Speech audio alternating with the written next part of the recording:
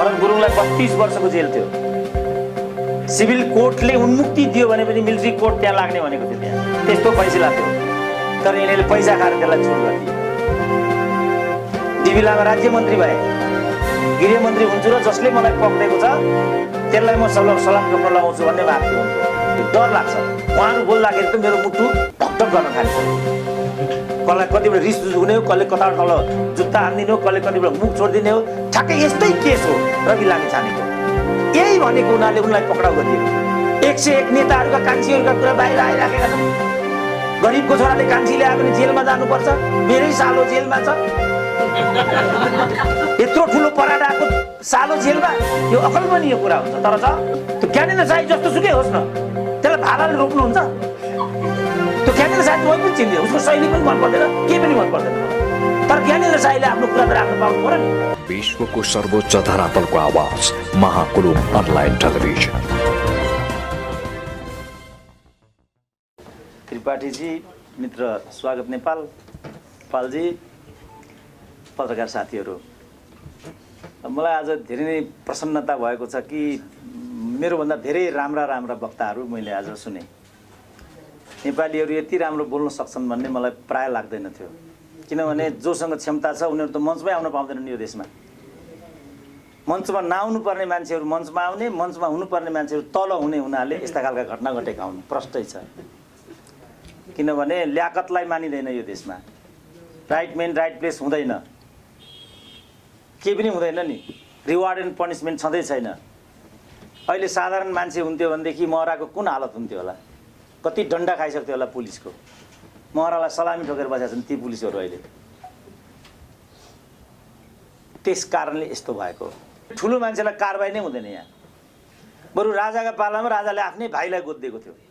धीरेन्द्रको बहुविवाहको प्रकरण थियो।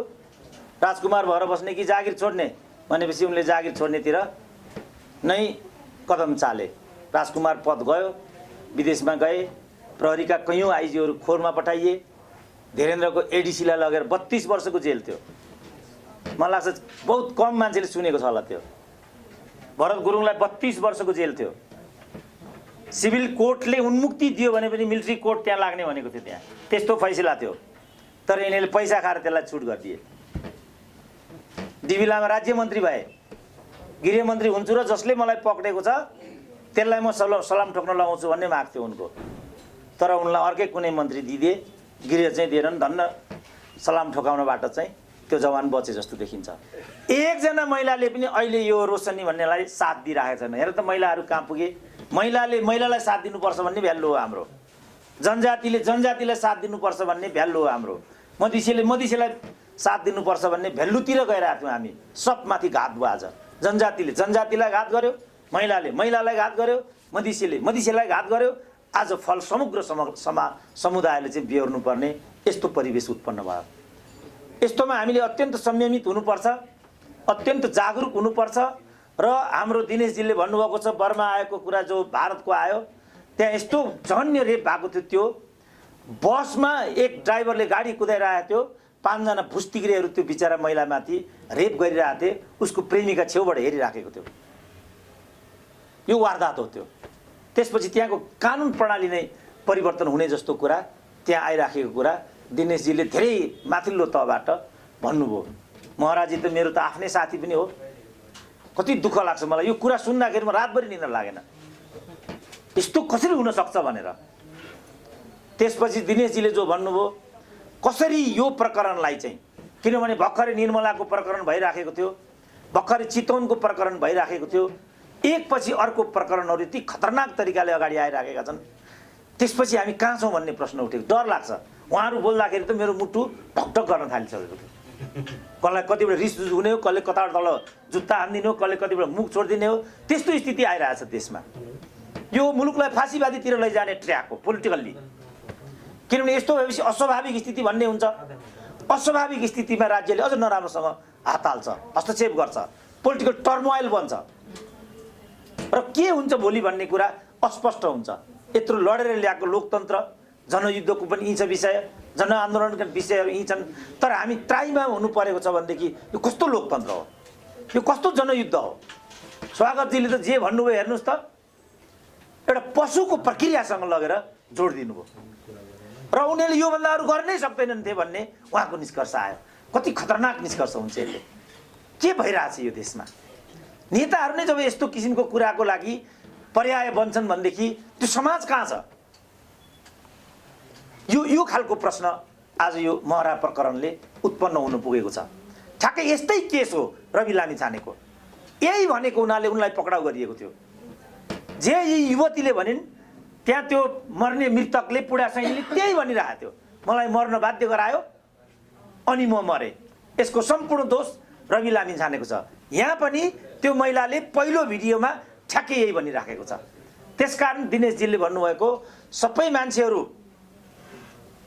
कानुनको तल हुन्छन्, ठुला मान्छेहरू त्योभन्दा बढी कानुनभन्दा तल हुन्छन्। किन? उनीहरू ल मेकर हुन् नि, उनीहरूले नै ल मेक गर्छन् र उनीहरूले नै परिपालन गर्दैनन् भने दण्डहीन राज्य भनेको त्यही हुन्छ, असफल राष्ट्र भनेको त्यही हुन्छ। र आज हामी ठ्याक्कै त्यहाँ छौँ। अब यो राष्ट्र असफल भयो भने उनीहरू मात्रै असफल हुँदैनन्, यो व्यवस्था मात्रै असफल हुँदैन, हामी सबै असफल हुन्छौँ। अनि त्यसपछि के हाम्रो अस्तित्व रहन्छ त? त्यसपछि हामी के हुन्छौँ त? यो प्रश्नको उत्तरको खोजी समयको माग बनेको छ। कति पीडाको विषय छ यो। हाम्रो देशको कानुन निर्माताको चिफको बारेमा आज हामी यसरी बोल्दैछौँ। अरूको के अवस्था होला? किन मलाई के लाग्छ भने महाराजाजीको जस्तो मनोवृत्ति र प्रवृत्ति भएको नेता हामीसँग बिरलै होला। एकपछि अर्को त्यो कुरा एक्सपोज भयो भने त्यसपछि के हुन्छ? आजै प्रश्न उठाइराखेको छ, पूर्व सभामुखको प्रश्न उठाइराखेको छ, बल्कि यिनले नै उठाइरहेको छ त्यो प्रश्न। 101 नेताहरूका कान्छीहरूका कुरा बाहिर आइराखेका छन्। गरिबको छोराले कान्छी ल्यायो भने जेलमा जानुपर्छ, मेरै सालो जेलमा छ। यत्रो ठुलो पराडाको सालो जेलमा, यो अकल्पनीय कुरा हुन्छ। तर छ, लड्नुहोस् स्वागतजी मेरो सालोको पक्षमा। अब यो अवस्थामा देशलाई उनीहरूले पुर्याए। तर किनभने मेरो सालो भएको हुनाले सानो मान्छे, म त भारी बोक्नेको छोरो, ऊ जेलमा छ। अझ दलितको छोरो, गरिबको छोरो, पिउन भयो भने त 4 खुट्टा मोडेर उनीहरूले त्यहाँ लगेर कोच दिन्छन्। अनि खोइ त ठुला मान्छेलाई सजाय। त्यसकारण कानुनको नजरमा सबै समान भन्ने कानुनी अवधारणा त्यहाँबाट आइराखेको छ। त्यसकारण हामीले लोकतन्त्रलाई मन पराइराखेका छौँ। त्यसकारण हाम्रा साथीहरूले जनयुद्ध लडेका हुन्। तर परिणाम भोग्नुपर्ने बेलामा हाम्रो अगाडि यो आइलाग्यो, यो हामीलाई सही छैन, यो हामी मान्दैनौँ। त्यसकारण हामी न्यायिक प्रणालीमा शुद्धता चाहन्छौँ, राइट म्यान राइट प्लेसको कुरा गर्छौँ, रिवार्ड एन्ड पनिसमेन्ट अनिवार्य चाहिन्छ भन्ने कुरा बारम्बार मैले उठाएर। यसकारण अब साथीहरूले थाहा पाउनुभयो होला, सुरेन्द्र केसी राजदूत हुन पाएन यस्तो कुरा भनेर हिँड्छ भन्थे। देख्नुभयो नि अस्ट्रेलियामा पठाएको राजदूतले कसरी मानव तस्करी गरिरहेछ। संसारभरिका अधिकांश राजदूतहरूले यही काम गर्छन्। किनभने एउटा मान्छे लगेर त्यहाँ राख्न सक्यो भनेदेखि अमेरिका पुर्यायो भने त 30 लाख पाइने रहेछ। यो काम गरिरहेछन् उनीहरूले। त्यसकारण हामीले राइट म्यान राइट प्लेस भन्नुको कारण यो थियो। आफू राजदूत हुन पाएन, ठुल्ठुलो कुरा गरेर हिँड्छ। यही भनेर मलाई 28 वर्ष ठेल्यो यो समाजले। पत्रकारिताको कुरा छ, कुनै पत्र पत्रिकामा मेरो लेख छापिँदैन। यही त्यो कारण। कुनै पत्र पत्रिकामा। तपाईँहरू सबै पत्रकार हो, धन्न तपाईँहरू युट्युबको सिस्टम आएर अहिले सुरेन्द्र केसी पनि छ कि भन्ने भएको छ। छु त जिउँदै म पनि। यसको फल आज हामी भोग्दैछौँ। सबैको नि साझा पत्रिका सबैको साझा हो। च्यानलहरू जम्मैका हुन्, राज्य जम्मैको हो, कानुन जम्मैको हो। कानुनको नजरमा सबै समान हुनुपर्छ। त्यो कुरालाई हामीले अभ्यास नगरेको हुनाले आज हामीले यो दिन बिहोर्नु पर्यो। म अब यो कसरी रोशनीमाथि के होला, कस्तो होला भन्ने कुरामा त म बोल्न पनि सक्दिनँ। किनभने म बोलीमा ठुलो भए पनि वास्तवमा मलाई एकदम डर लाग्छ। किनभने यिनीहरूले तुरुन्तै खुच्चुकमा हानिहाल्छन्। त्यो ज्ञानेन्द्र साई जस्तो सुकै होस् न, त्यसलाई भालाले रोक्नुहुन्छ? त्यो ज्ञानेन्द्र साईले म पनि चिन्दिनँ, उसको शैली पनि मन पर्दैन, केही पनि मन पर्दैन मलाई। तर ज्ञानेन्द्र साईले आफ्नो कुरा त राख्न पाउनु पर्यो नि। किनभने ज्ञानेन्द्र साईले बोल्न पाएन भने मैले पनि बोल्न पाउँदिनँ भन्ने मलाई पीडा थियो। हेर त कसरी हानेको छ त्यहाँ बिचरा। यसकारण म यो विषयमा बढी बोल्न सक्दिनँ। यति त म पक्का अनुमान गर्छु कि रोशनी साईमाथि आजसम्मकै सबभन्दा ठुलो मानसिक दबाब परेको छ।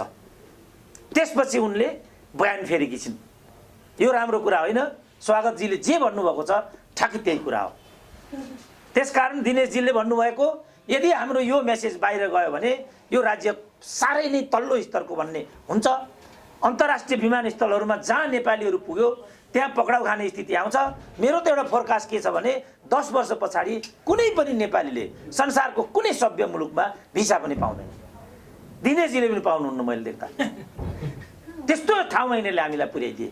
किनभने नेपाली भन्ने बित्तिकै झगडा गर्ने, बोतलले साथीलाई हिर्काउने, एनआरएनको चिफले सिल केयरमा टन्न जाँड खाएर सडकमै फोहोर गरिदिने र घुच्चुकमा हालेर निकालिदिने, यो मेसेज अहिले हाम्रो बाहिर गयो। एनआरएनको चिफ भनेको त 62 लाख नेपालीको लिडर हो। जसरी हाम्रो यहाँ प्रधानमन्त्री हो, 62 लाख नेपालीको चिफ पनि त्यही एनआरएनको चिफ हो। उसले त्यस्तो व्यवहार गरेपछि बाँकी नेपालीको पहिचान के भयो? सभामुखले यस्तो गरिदिसकेपछि विश्वभरि आज सबै अङ्ग्रेजी पत्र सब हेडिङ यही विषय छ। यसले के सभामुखको मात्रै हुर्मत भएको छ? नेकपाको मात्रै हुर्मत भएको छ? ठिक छ, उहाँलाई अनेक षड्यन्त्र गरेर यस्तो गर्ने खेल त्यहाँभित्र पनि होला, तर यो नेपाल र नेपालीको प्रश्न हो। हामी विवादित भएका छौँ, यो क्षम्य छैन। उहाँहरूले यसलाई तार्किक र न्यायिक निर्णयमा लानै पर्छ। रोशनी शाहीले जे भने पनि त्यसले यसमा फरक पार्दैन। आजको जे साथीहरूले विचार व्यक्त गर्नुभएको छ, मलाई लाग्छ यसको स्टेटमेन्टको टक क्रक्स चाहिँ आज यही नै थियो। हामीले यति कुरा भन्ने एउटा अवसर साथीहरूले जुटाइदिनु भयो, त्यसको लागि उहाँलाई धन्यवाद दिएर मैले अब सजिलै बिदा पाउँछु भन्ने लागेको छ। म बस्न चाहन्छु। हजुर, के छ भने बुद्धिजीवीहरू चाहिँ दुई किसिमको हुन्छ। एउटा पार्टीले अराएको भन्ने र मान्ने बुद्धिजीवी, एउटा त्यसको वैकल्पिक बुद्धिजीवी। हाम्रो त केही पनि हस्ती छैन। अब भनिहालेँ नि, मेरो कुनै एउटा लेखमा, कुनै एउटा पत्र पत्रिकामा म जतिको बुद्धिजीवीको त लेख रचना छापिँदैन भने मेरो पनि झोला बोक्नेको त के हाल होला बिचारा। हाम्रो भूमिकै छैन। तपाईँहरूले यसरी मौका दिनुभएको हुनाले अलिअलि चाहिँ भन्दैछौँ। यस्तो मौका दिँदै जानुहोस्। हामीलाई जे लाग्छ ब्रह्मले, जे हामी ठान्छौँ त्यो भूमिकामा हामी उभिन्छौँ नै। तर हाम्रो के हुन्छ भने ल एन्ड अर्डर मेन्टेन नै हुनु पर्यो। असफलताको तर्फ हाम्रो राज्य चाहिँ जानुतिर हामीले मलाई लाग्छ झुक्किएर पनि काम गर्नु हुँदैन। किनभने फेरि हामी यो देशलाई सम्हाल्न सक्ने अवस्थामा रहँदैनौँ। यो नै बौद्धिक वर्गको भूमिका हो र हुनुपर्छ भन्ने मेरो आफ्नो चाहिँ सोचाइ छ। अब यतिमा पनि काहीँ चुकेको भए हामी सुधारेर पनि अगाडि जाने पट्टि नै छौँ। तर हामीले खेल्ने भूमिका भनेको चाहिँ विवेकको प्रयोग हो। मेरो भनाइ चाहिँ के छ भने जो पार्टीको जिम्मेवारी लिएर हिँडेको हुन्छ उसले विवेकलाई प्रयोग गर्न पाउँदैन। किनभने उसलाई थानिहाल्छ पछाडिबाट पार्टीले हाम्रो पार्टीको लाइन यो छ, त यो बोलेर हिँड्दैछस् भन्ने बित्तिकै त उसले आफूलाई पछाडि तान्नु परिहाल्यो।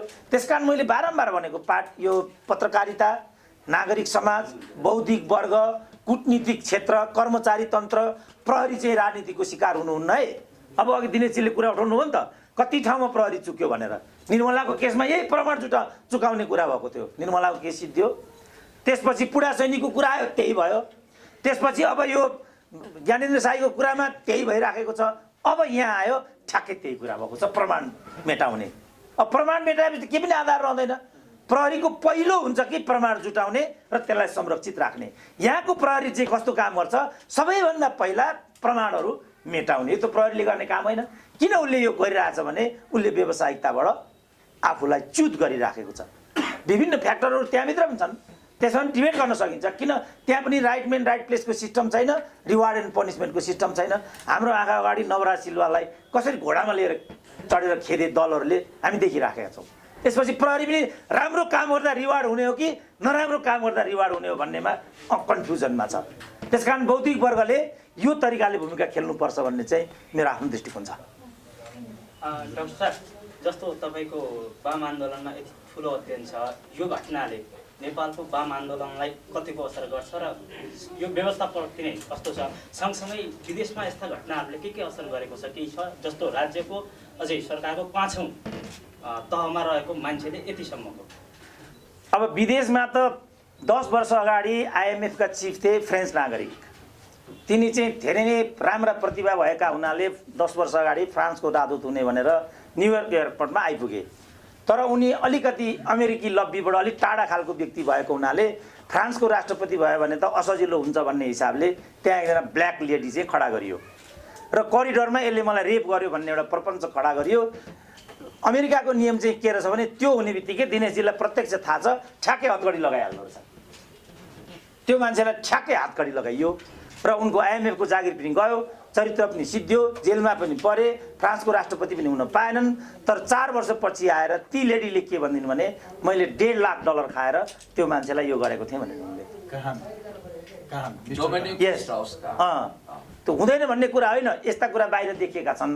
यस्तै वारदात जस्तै क्लिन्टनकोमा पनि भयो।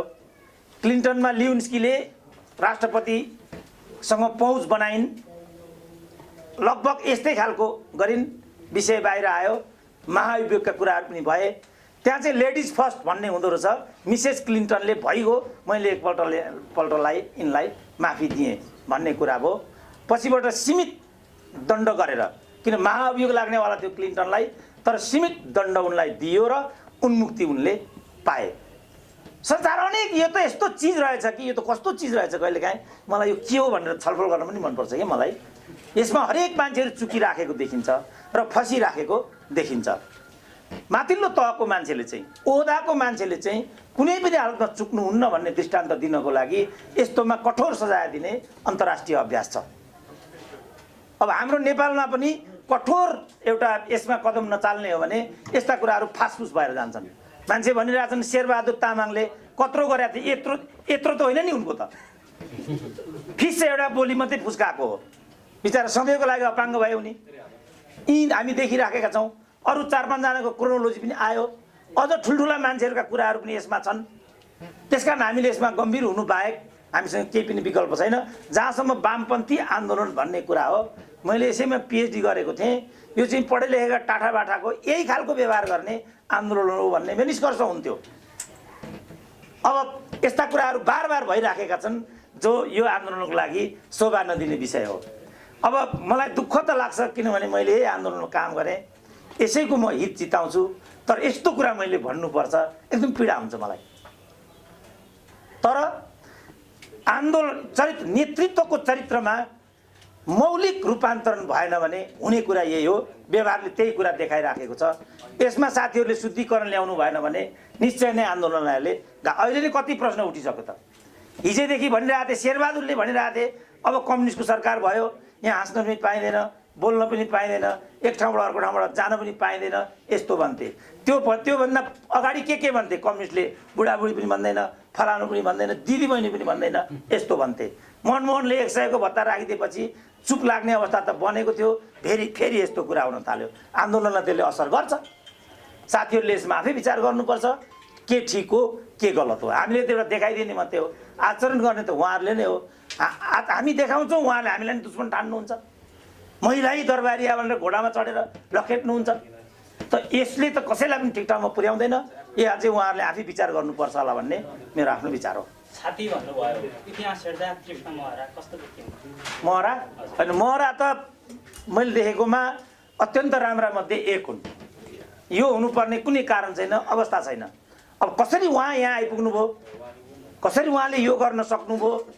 अब उहाँले त म षड्यन्त्रको शिकार भएँ त भनेकै छ। अब कसरी षड्यन्त्रको शिकार हुनुभयो आउने दिनहरूले क्लियर गर्दै जान्छ। तर एकजना मात्रै नेता यस्तो हो नेपालमा, केही कुरामा त उहाँ डिबेटमा आउनुभयो, तर तुच्छ आरोप नलागेको वामपन्थी नेताहरूमा मलाई लाग्छ बहुत कम मध्ये यो महरा एउटा हो। अब म थाहा पाउँदिनँ उहाँ कसरी यो विषयमा, यो विवादमा आउनुभयो, त्यो चाहिँ म भन्न सक्दिनँ। किनभने उहाँहरू पदमा गइसकेपछि मैसँग बोल्न छोड्नुभयो। त्यसपछि यो 12 वर्ष उहाँको चरित्रमा अर्कै प्रवृत्ति आयो कि 12 वर्ष त मेरो उहाँसँग बोलचाल पनि छैन। 12 वर्ष पुरानो साथी, मैले उहाँलाई चिन्थेँ। जनयुद्ध हुँदाखेरि नित्य मसँग सम्पर्कमा बस्नुहुन्थ्यो, फोन गर्नुहुन्थ्यो, घरमा आउनुहुन्थ्यो, कुराकानी गर्नुहुन्थ्यो। तर जब उहाँहरू पावरमा जानुभयो त्यसपछि हामीलाई नै प्रतिगामी देख्न थाल्नुभयो उहाँहरू। त्यसपछि उहाँहरूसँग हाम्रो हिमखिम हुन छोड्यो, यस रूपमा प्रकट हुनुभयो।